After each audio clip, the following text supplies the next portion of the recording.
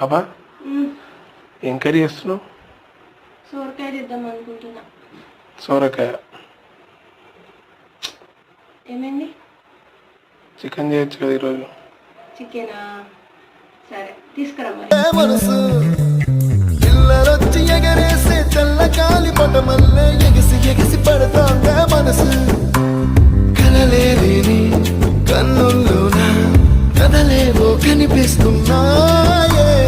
అలలేని గుండెల్లోన గలగలమని పొంగాయే ఆశల అలలే. ఇంతందంగా ఉంటుందా ఈ లోకం? ఇన్నాళ్ళు ఈ మనసుకి తెలియాలేదే పాపం.